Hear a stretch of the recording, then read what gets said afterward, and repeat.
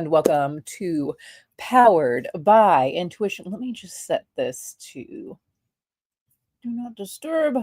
Yay. All right, no disruptions today. On Powered by Intuition, there's going to be a few things that we're going to talk about. First and foremost, I have a cat that manifests stuff, and it's really tripping me out. And it's funny because the things that we end up just finding on the side of the road in random areas, it's never the same area, it's always different areas. It's her color. It's literally her colors. And it's just like, huh. So very interesting having a cat that when you think of something for this cat, it manifests. And the cat was also manifested as well. We might get into that a little later. Hi, Mau Mau. So Midnight is here meowing at me right now. Okay, so the things that I really want to kind of bring up today happens to be around the whole situation of the floods in Texas and obviously now New Mexico.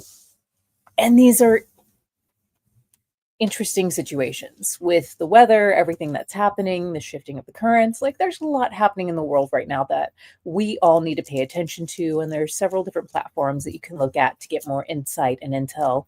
There is a book that you might want to look up online. It is called, I believe it's called The Story of Adam and Eve. And it's by a guy named Chan Thomas. So look into that. You can find it on the CIA website, their little library. So that gives you a little insight as to, wow, that's interesting. So hi, welcome.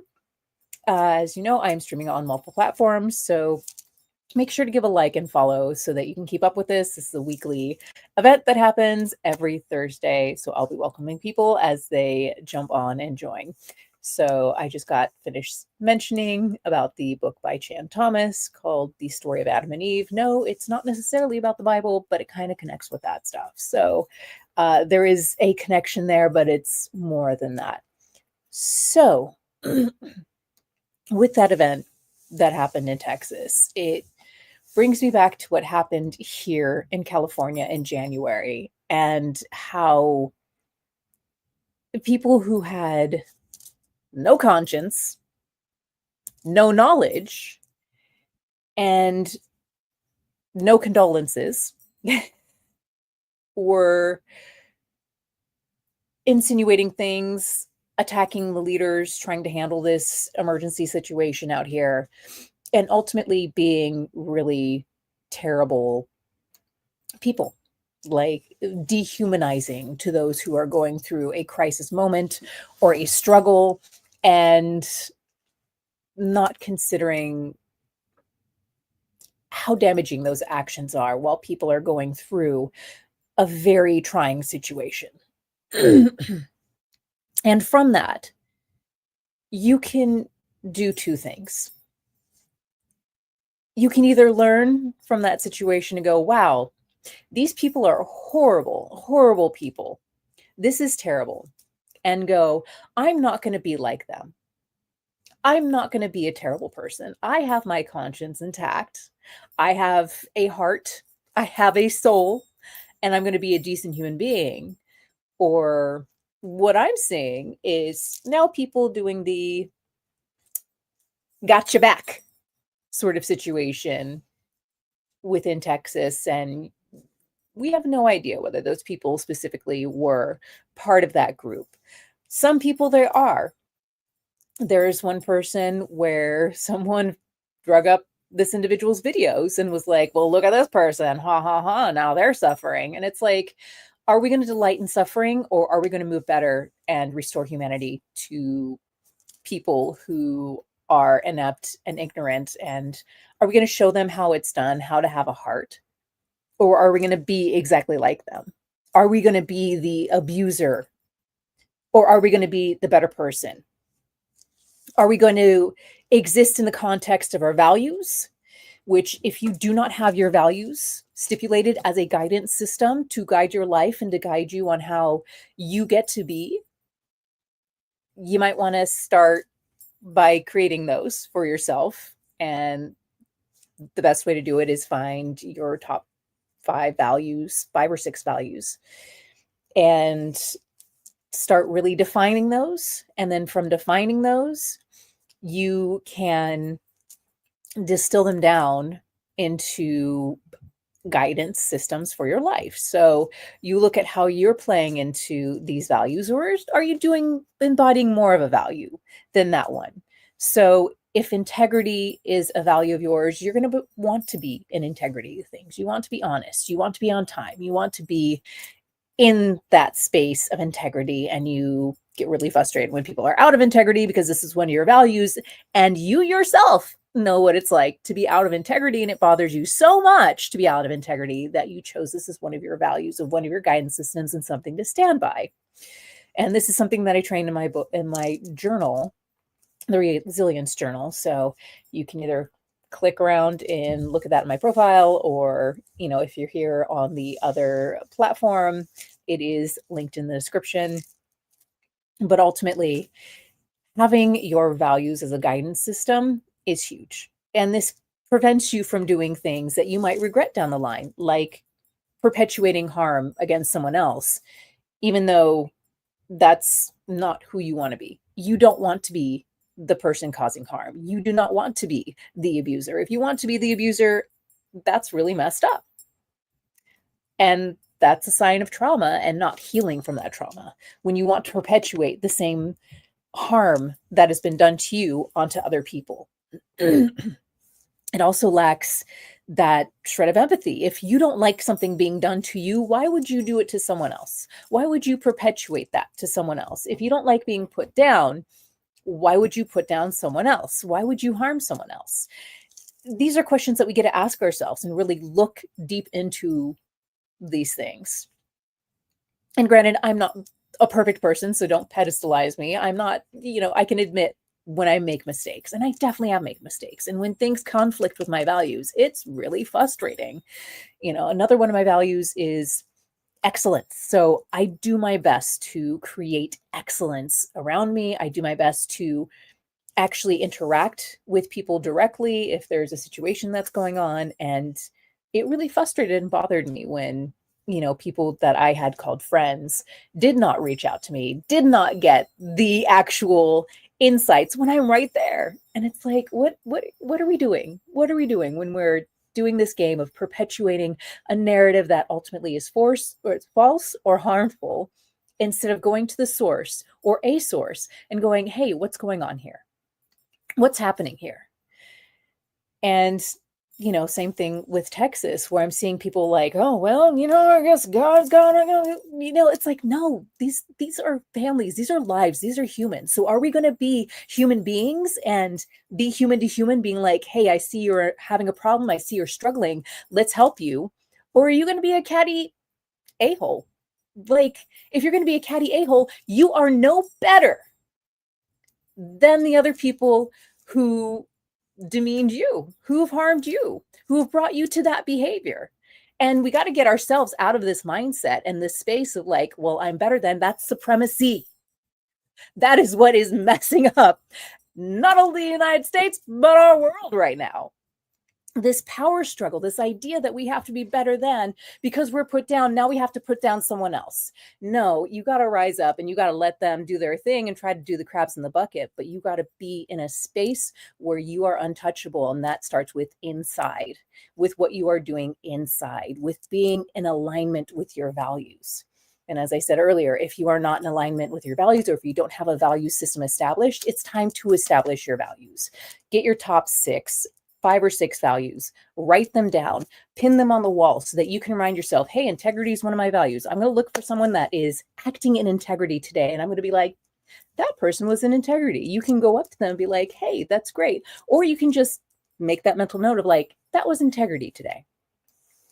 Make the mental note when you are in integrity today, and give yourself that little pat on the back or an applause and be like, yay, I was in integrity today. That felt good. That felt right. And that's when you dial into your core values, it's going to feel really good when you do it. And for me personally, growing up in the situation where, I really never got accolades. I was never told that I was good or wonderful. I was actually bullied a lot. And so, getting praise was weird for me. And when I fulfilled my values, it didn't feel as cringy. It didn't feel awkward. Like I can meet a goal and it doesn't feel enough. But when I'm meeting my values, I feel at peace. I'm like, okay, I know that I can do this. I know that I completed this. I know that this is one of my core values and it feels good. It's a different feeling. So it's like when I meet a goal, there's always something else. Okay, I met this goal. Great. Next step. All right, I met this goal. Okay, I can't relax now. I have to do this next step. But when I meet my values, um, it's like a weight is released. It's like I am whole. It is a very strong part of your identity to understand what your values are and the values alignment. I'm sorry, on the other platform right now that I'm looking at the moment, I'm not bringing up guests yet. I might bring up people a little later. Right now, I'm streaming on 2 platforms, so I'm kind of doing a stream of consciousness, and then I'll invite people up a little later. So just want to put that out there for you all, or maybe later on, I'll invite people onto the platform that I am streaming on, and I'll have some guests. But right now, I'm just kind of doing a stream of consciousness where I'm just kind of feeling the world and giving you all a rundown of the insights and things that are coming through right now.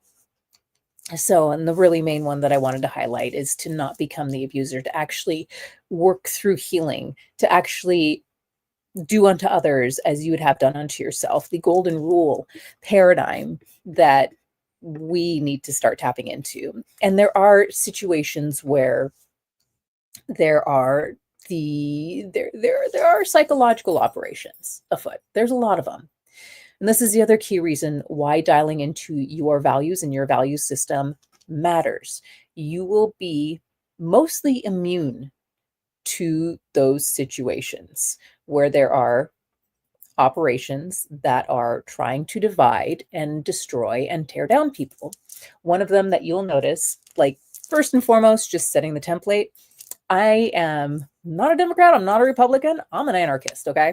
But I'm an anarchist that knows that anarchy is not the answer. Anarchy is never going to happen. The brand of anarchy that I would go for is the one where we are able to be sovereign, but also work together interdependently, where we can be acknowledging each other's humanity, see each other's divinity, namaste, sabona, be respectful, and operate in a society that takes care of each other. It's not like full out, going crazy on people and being cruel or mean or being like, well, I need this, so ha ha ha type of stuff. Like it's about managing ourselves and having self-mastery to where we don't overconsume, where we are able to, once again, be interdependent.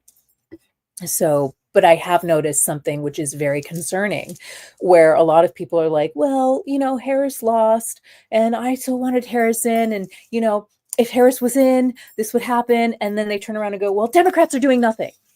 What are our leaders doing? Where are our leaders? And it's like, these are people with massive platforms, massive platforms.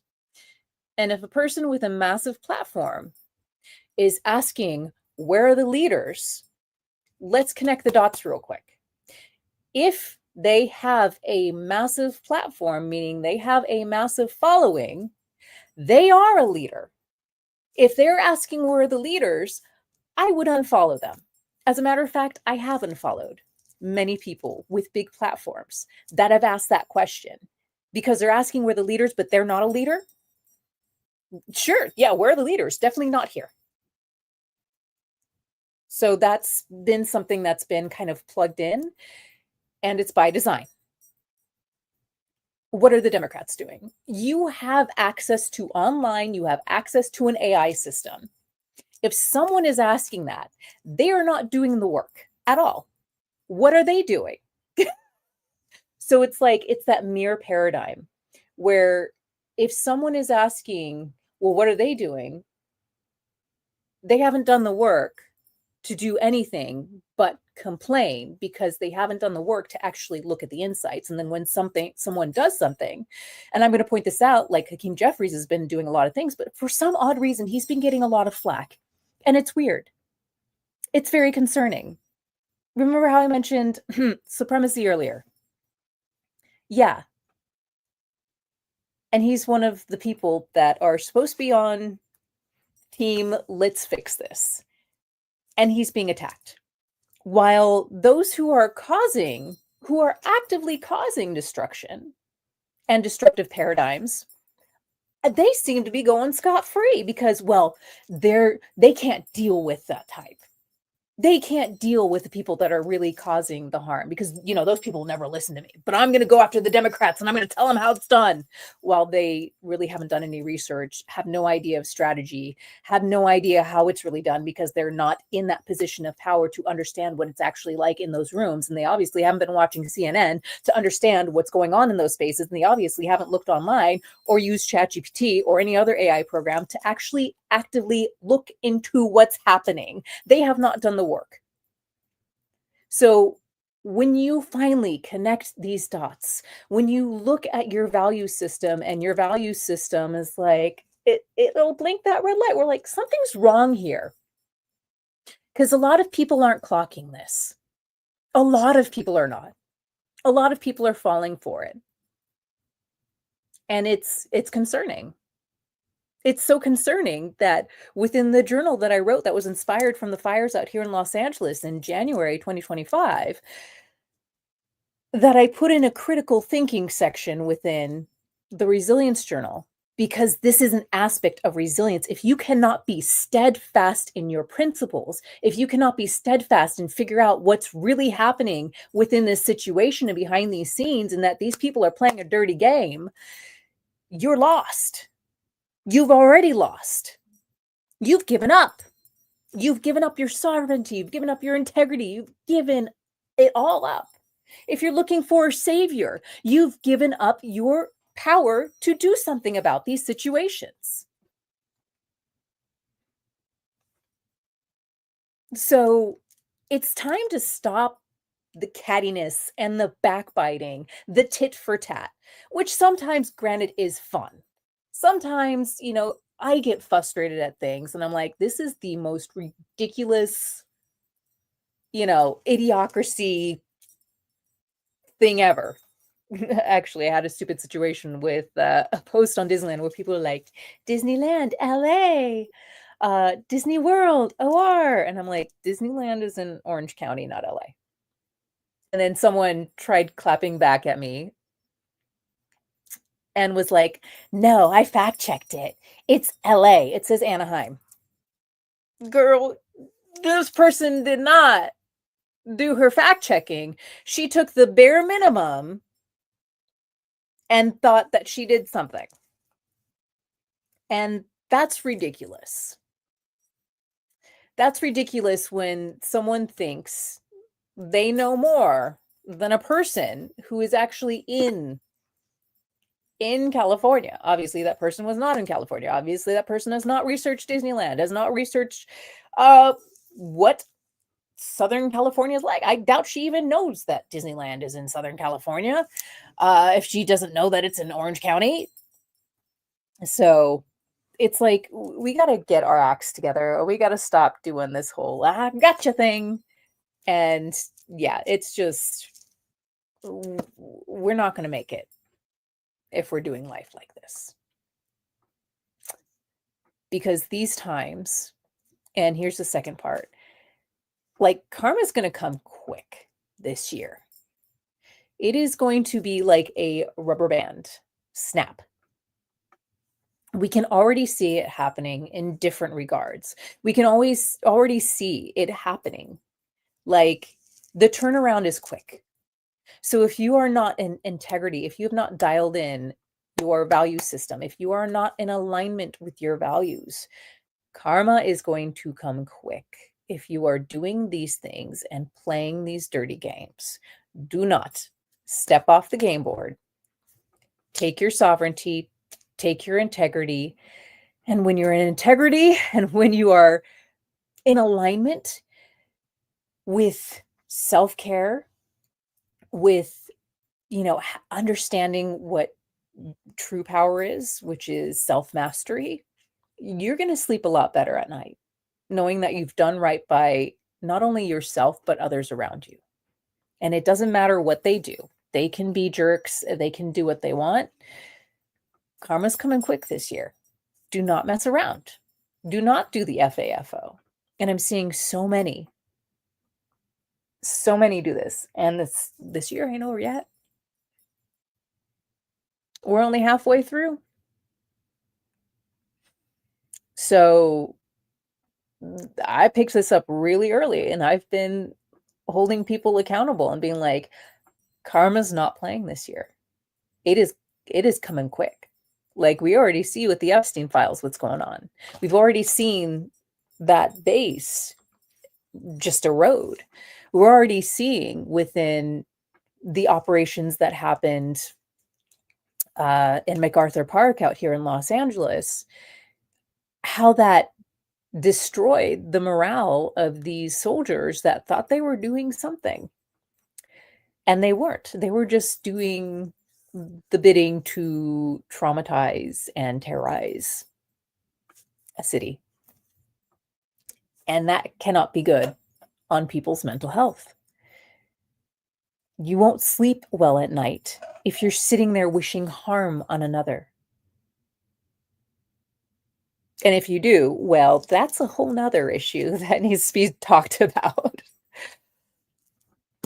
But when it comes down to what matters, it comes down to community. It comes down to working together. It comes down to holding space for those who make mistakes.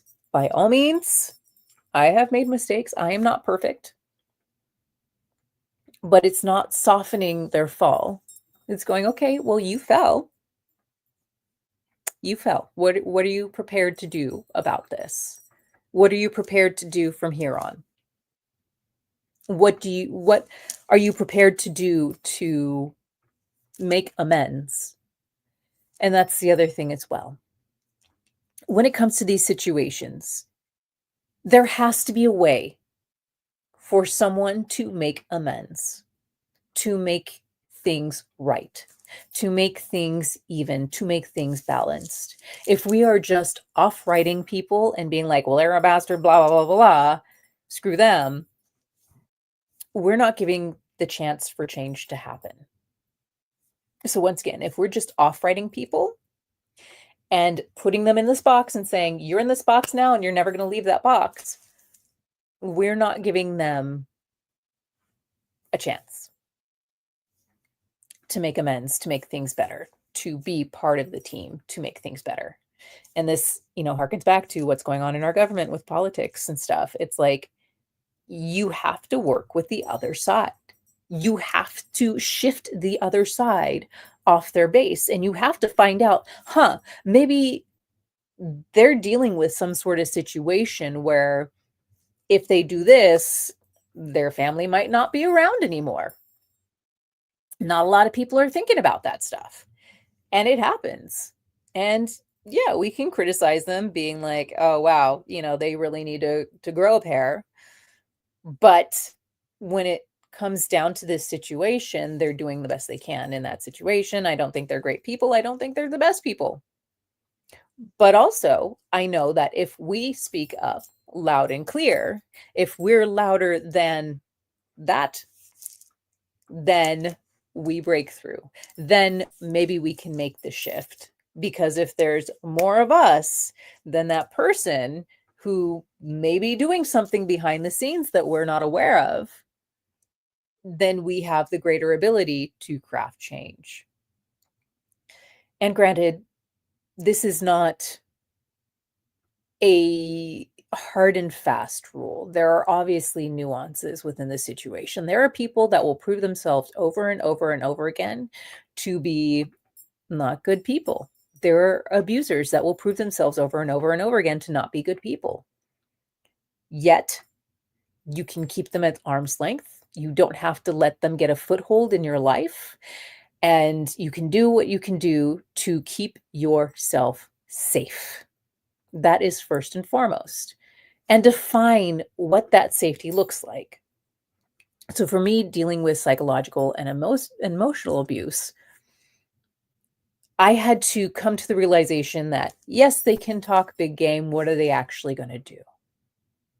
Yes, they try to leverage this. They may try to blackmail. What are they really going to do? Okay, well, let's go with that blackmail route, right?